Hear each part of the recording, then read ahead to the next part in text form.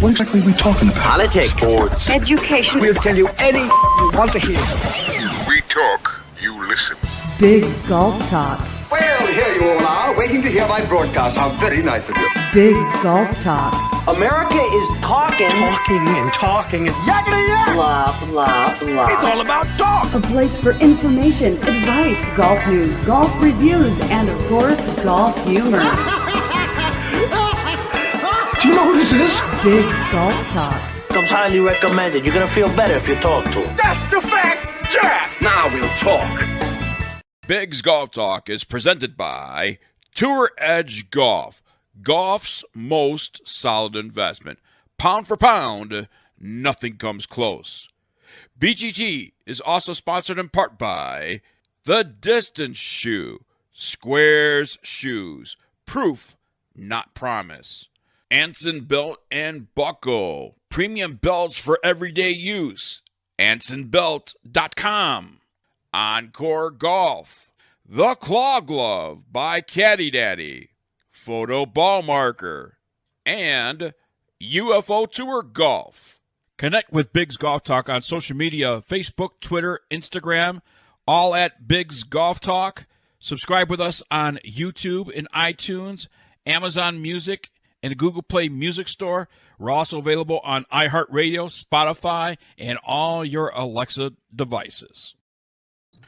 Well, that's a fact. Jack back in the studio and back in Albuquerque. It's BGT-TV 2.0 Big's Golf Talk. I am Big John Quick. He is the golf father, Bill Cuevas. She is Amanda, the Golf Diva Censor. And this is Big's Golf Talk. Whoo! I don't know if has anybody recovered, but Amanda, not only were you so busy, but you just got back from Waste Management. I did. Man, that was it's always a lot of fun, but it's always really hectic. So we run an ambassador program that is basically linked with security to be the eyes and the ears for the players and the caddies out there if there's any kind of issues and things like that. So we're the green shirts out on the course. But yeah, every morning call at 4:30, go home around 7 and do it all over for 7 days. So I got a question, being that you handled that event. The only thing that kept taking, because I haven't really been on social media, but the biggest thing that I've seen on social media is some crazy dude running around half naked, jumping in the water, jumping on a ladder, jumping with different cops, trying to find them all over the place. Did you happen to see that? I did. I happened to be up at the top of what's called the Tree House at Greenskeeper, which is on 18 and part of 17. And I just happened to be up there checking on one of my guys, and I can't see 17. So I hear all this commotion, and then sure enough, he comes swimming down the canal of 17, rounds the corner, jumps on the waste management sign. But okay.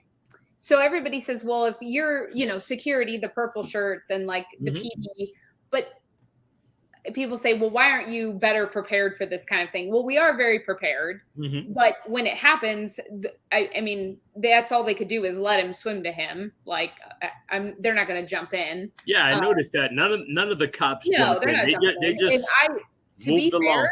There are dead fish floating at the top of that pond water. It is so disgustingly bad that it's all recycled water coming from the sewage plant. So the fact that he dove in, He got go to jail, do not pass go, and some kind of disease. $200. But that's what they're promoting, and I know that like the PD, are act like they're mad and all of that. But when you're promoting that type of event, you should expect that at least something like that is going to happen. It didn't hurt anybody. I will say, as a player, if it affected one shot costing you possibly $1 or $2 million, you might be pretty ticked off. Oh yeah, absolutely. Yeah, but and this time he had clothes though. At least he had clothes on. He was clothed. People said the streaker, and well, kind of, but he had a Speedo on. So yeah, he had a Speedo. But that's what saved him, because it's not indecent exposure. Yep. So it's not like he's gonna be like on the sex offender list. Sex offenders list. Right. So he's just going to get, a tap on the wrist and maybe spend a few hours in jail and then wait to be bailed out. I'm sure he won't be wasting the management of his time in prison. Get it? Oh, yep. Waste management time. Waste management. I kill me. Oh, there he goes. There's a cameo appearance by the club. A cameo as he swung by. Yes. Well, it seems to me that from the aerial views of the waste management, it seems to me that more and more people are getting into this tournament. And yes. I would say probably the waste management is the most attended PGA event that they put on. Yes. So just to give you a little background on this year, for the first time in waste management history, they actually sold out Friday and Saturday, meaning that they actually put a cap on the number of people at 300,000 people. So to give you an idea, last year, for the whole 7 days, there were close to 700,000 people. And we had 600,000 in 2 days. Wow. So I don't have the official number, but I know it was very close to 1 million for the week. Dang. And I gotta imagine that stadium course at TPC Sawgrass, it takes forever to recover from all that trampling by so many people. That I know I've heard from different golfers that want to go golf that course immediately after the PGA leaves because they haven't changed anything. You don't change the pin positions, you don't change the tee boxes because they're too busy recovering in other areas trying to clean up the course. Yeah, the amount of infrastructure that's placed on that golf course, I personally, now granted, the company that hires us, Pro-Am, they are also the event company that sets up all of the infrastructure. For them, of course, they want you to tear it down and put it back up. Yeah. Because it makes them more money. But from a logical standpoint, it would make a financial standpoint, it would make a better decision for TPC to leave that up year round. And, I get it that it creates a memory. Like people go, oh gosh, I get to play it when the stands are still like tomorrow's Pro-Am and like, great, we get to play it with the stands up and that's really cool. But to tear all that down and it takes, a good 2 months to fully filter it down. And then it takes 4 months to put it up. Well, what's left? Why bother putting it up and down? Yeah. Because they do that here. Well, in Florida, they do it for the Valspar. Because the Valspar is huge for them, and they got the Hooters events, they got the military. I don't know why they just wouldn't leave. I mean, the amount, I don't know if you caught any of the video footage from 17 or 18, but they keep expanding and raising. Well, actually, that course is only open 3 months out of the year to the public because of all that stuff that has to be done. So much going get on. Ready for this event once a year. How much does it cost around, Amanda?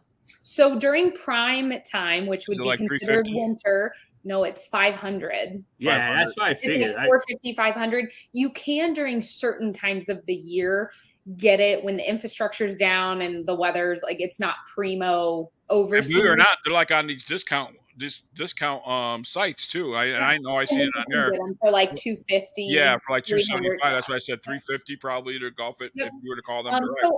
And then Champions course is attached and it's across the street. And I actually like the layout of that golf course better. And it's much more reasonable. You can play it for, I was going to say, I heard a lot of people because I deal with a lot of people in Arizona, with baseball and stuff like that. And they're golfers as well. And they have golfed that course and they like the Champions over the stadium course because it's in better shape.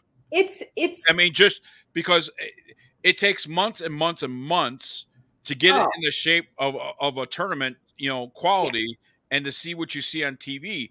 But after they leave, I mean, have you ever seen Augusta National after the Masters? It's just not in any shape right away. And that's the thing, like all of this infrastructure really kills the grass, really does. And not to give too much away, but on my next segment, we'll go into some type of accident I was in during the waste management, but I'm okay. You got into an accident? Uh-oh. I got into an accident at the waste management. Oh, I'm looking forward to that. It was a wild week. I mean, I was watching also because that seemed to be everything on social media, especially the people. There was like a little hole, like a little mound that it wasn't even really steep, but it showed like everybody falling down. Everybody. So it's funny because that's right off 12, the par 3, and it's the only place that you really can walk other than the cart path because it's just a par 3. So and the grandstands are right there, and that grass is so matted down from people sitting, and it's dormant grass. Right. And you can see that it was like yellow. Mm-hmm. Everybody and their brother. It was like they were on black ice. So for those that have never gone to a PGA event or any kind of golf event where spectators were allowed, throughout the course, they actually have walkways that go across these holes. Yes. And, that's what Amanda's talking about is this in this particular place. This is a walking path for spectators. It's so trampled down that it's slippery. Yeah, it is. You just literally, it's like walking on black ice, and it's just like shoo. And they were videoing. There was one guy that like released the main, and he sat there. He must have sat there for an hour just filming these people one after the other, and he'd be like, "Oh, another one," and the guy would have 2 beers, and up he would go. So yeah, at first I thought it was the first person I saw when I turned it on was a guy, and I was like, "Oh, he's drunk." He got that waste management drunkenness, right? Then everybody soon followed right after him. Women, everybody was like, boom, boom. I was like, I even had to be careful with my ambassadors because we placed one on hole 12 green, and I was like, you guys have to be really careful because I can't have you falling down. So I made them stand like closer to the carpet, and we get to go under the ropes. So I was like, stand on the inside of the ropes, so that way you're not even in that area, because we had a few areas on the course that were definitely challenging. Wow. So I look forward on my segment to sharing my wild stories of the week, because there were a few of them. Oh yes, I'm ready. I need to spend a couple of minutes here to say my condolences out to the Milinichik family, Jay Milinichik. We got word 2 days ago that he has passed on from liver failure, and he certainly inspired the show. We had him on our show, talk about PTSD, how real that was, and how it almost took his life. And then golf saved his life. World Long Drive saved his life and gave him a purpose out there. And then he created Long Drive for Heroes. And, just in a few years, every long drive hitter was wearing the patch Long Drive for Heroes. So he had a movement that really stood out, certainly was a hero to many, and an inspiration to thousands in the golf industry. Jay Milinichik, you will be missed, and our condolences and prayers go out to the family. And Bill, certainly a Red Baron that we will never forget. Man, I was just going to bed, and I always check my phone before I go to bed to make sure that my daughter hasn't messaged me and that everything's okay. It's the last thing I do, and I saw a notification, and I was like, Facebook. I was like, I don't know. I opened it up, and that was the last thing I saw, and then I started scrolling down, and it was liver and kidney failure.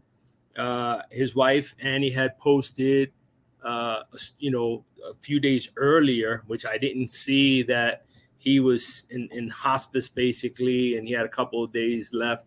And if anybody knows his story, he has a little boy, and part of his story is that his first wife, who's no longer with us for being in the military as well, a very sad story, but he has a son, and now that son is missing 2 parents, but luckily he has this amazing woman that he married that she accepted him as his own a few years ago.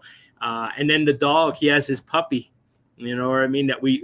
She was everywhere with him on the golf course. Dog, yeah. Yeah. So, I mean, it's heartbreaking because nobody knew. I mean, I saw Major Ed's post, and honestly, it made me think differently about life, man, because we don't know, man. We really don't know what tomorrow is going to bring for us. And, we have to appreciate what we have right now and today. And, I wish his family nothing but the best. And I'm sure there's more to come. I'm sure somebody's going to do something. He was part of Heart of the Lion with Major Ed, World Long Drive, as we all know. He definitely had a heart of a lion.